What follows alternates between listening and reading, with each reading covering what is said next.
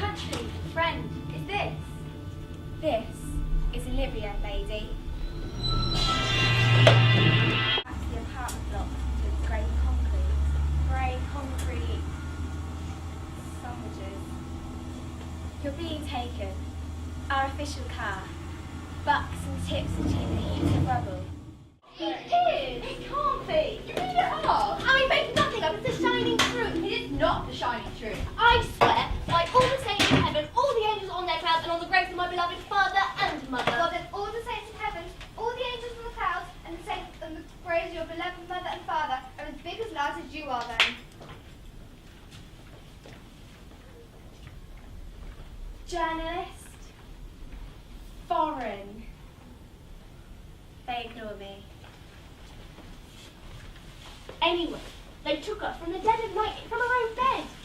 And her old mother, they pushed viciously in her old breast. Aye, aye, aye. And her father, they clubbed like this and this with the hard butts of their rifles. Oh. In the truck, on the way to the prison, they took turns, the guards, in fondling her. God in heaven! Every night, she's lying bound and gagged, and with a hood covering her face. One guard came and... The same one? The same one. How could you tell it was the same one? By his smell. Every day, they take her down to the basement, lie her on a blood-stained bed, and electrocute her with probes. Eee. One day, they lie her on the blood-stained bed, pull off her hood, and on the next bed's her fiancé. Holy mother! God in heaven, the poor man! The torturer comes in with the little tabby kitten. Aww. He puts the kitten on her breast. It purrs. He opens a bag. Takes out a poisonous snake. Aye. He puts the kitten in an oil can, this big, with an open end. The open end he puts here. At the other end of the oil can is a smaller hole. He puts the snake in the smaller hole, closes the hole. He starts to heat up the oil can. Both animals are terrified, trapped. Pursued by the heat, the snake moves towards the kitten. The kitten, what can the kitten do? It scratches, it claws, it crawls into her. The snake follows, she screams! Oh, holy mother! She faints, dead away. Her poor fiancé, forced to watch this whole time, screams and screams until he's clubbed unconscious and carried away. She never sees him again. God in heaven! And it's true. As true as I stand here. It all happened in Castilia, where my mother's aunt lives. Everyone knows about it. Everyone's keeping quiet about it. There. Finished.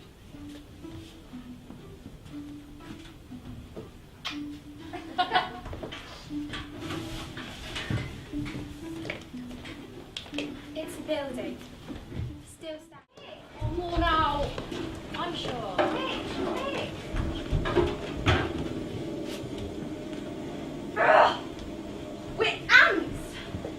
Build a city of snotballs. Wash the snotballs. Scrub the snotballs. Lay eggs. Reproduce. And all for what? Some fat queen ant. It's not pin. Speaking of snotballs, Madame is on her way. She will be tired. All this dodging from one hole to the next is so fatiguing. This is her room? Everything ship-shape? I hope so. Fine. Good. Perfect. Polished, neat, delightful. Apart from the smell, there is a rank odour of peasant sweat that I do not think Madame will care for at all.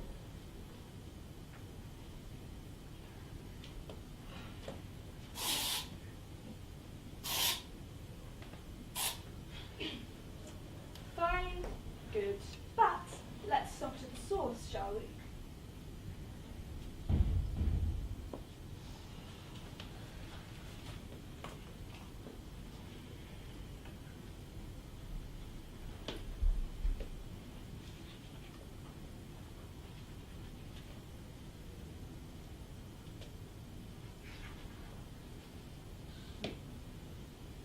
good. One more for you, I think.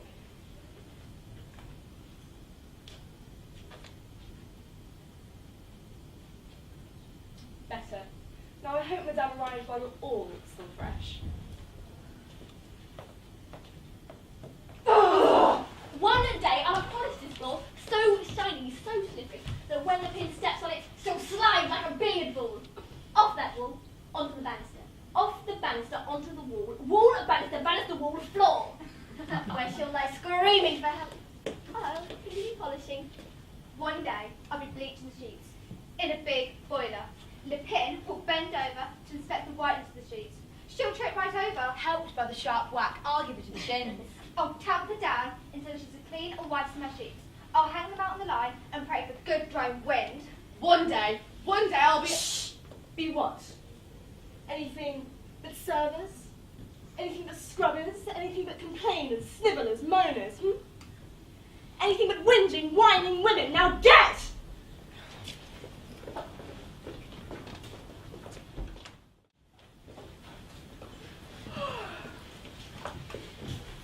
Anyway, this man would lie in and wait for him in no houses. Ooh. In that town. They used to leave their doors open. But when this started happening, even so could find a way in. Under a shutter, thin knife in the latch, and he'd be waiting, hiding. Oh no. And then he'd come, knife in hand, and hold it to their throat. God in heaven. Then he'd turn them over, off with there, and stick it in the back. In the back! Shh! In the back. Then he'd leave, taking all the money from their purse. Once, one of them got up, after it all. Achoo! She went out into the street. It was pitch black. She saw someone coming towards her. She shouted for help, but when they came towards her, it was him. Oh no! No. And then he came in, and did it again. Again?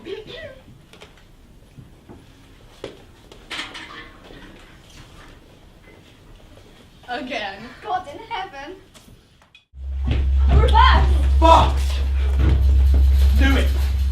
All the way here, fucking peasant villagers. Faces giving it. Wait, just wait! Fuck! It happened last time, just like this. The people cut the wires. Men with gardening shears, women with kitchen knives. The wires curled back. They rushed through and up the wide steps of the house itself. The fat cats are sitting inside. Fuck! Fuck! Lost it! Fucking lost it! They're powerful foreign friends of ours to do anything! You must be very careful. You must be very quiet. Record nothing. The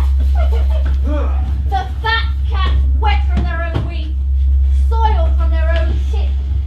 They watch the visitors, the garden shears, the kitchen knives, raise and plunge again and again. The fat cat blood ran down the stairs and over the wide sweeping staircase, and turned the garden to red. And suddenly, everything belonged to everybody again! God in heaven! Holy Mother, it's true! As true as I stand here. Things as they are, people as they are. What else could happen? I must go through all of the bedrooms. Get all of the trinkets. Gold, silver, coins, gems, notes. Any addresses in your pockets. I must go through all of the kitchen cupboards, get all the wine and good spirits, all the nice spoons and forks. I need a big case of false bottom. My husband's up on the roof. The Ned guttering, slates, marbles. I need a cart. The files, records, and cases, you get them. Left her alone. In this beautiful room, in this great big house, in the very old green woods. Oh? And she went barking, howling mad. Oof. She started seeing people in the corner of the room. God in heaven. She said she'd see an old man in a leather apron, stitching a piece of leather, but that... Shh. And she said that this shoemaker would talk to her. What did he say? He told her to forget all the things that she felt were true, all the things she held dear, all she believed, she was not to believe. And in order that this be carried out, the ghostly shoemaker sat always in the corner of the room. And the poor mad girl believed forever after that the shoemaker was with her. Holy Mother, is it true? As true as I stand here. It happened in this very vicinity. Everyone knows about it. Everyone's keeping quiet about it. There.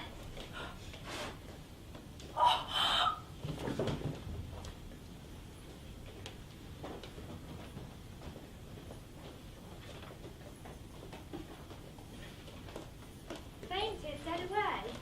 What's brought this on? His arse fell off the queen. Dead was put wrong.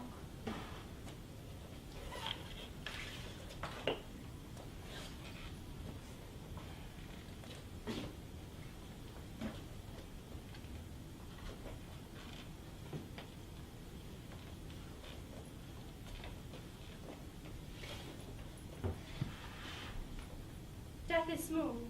It happens only once. How small it is.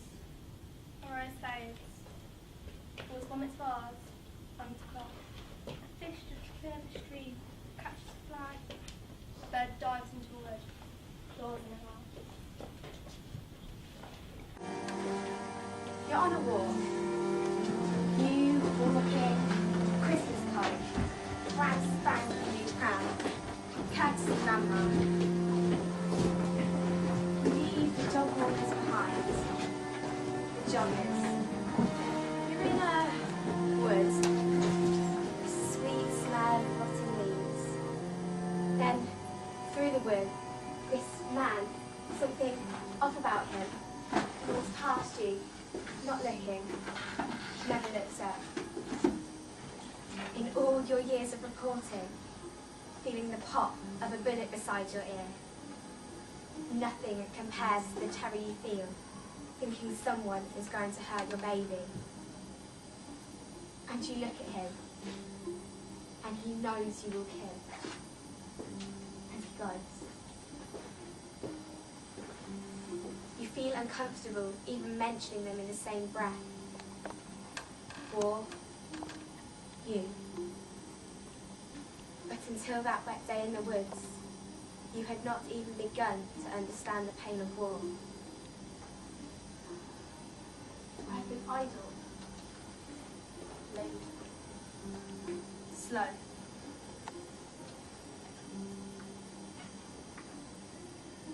I think I'll get dressed now.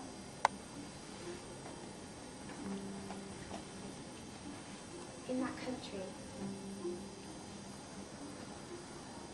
famous for war,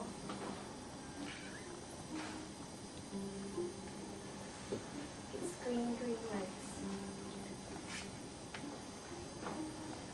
its music,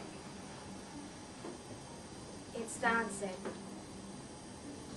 That new morning, Madame looked ready.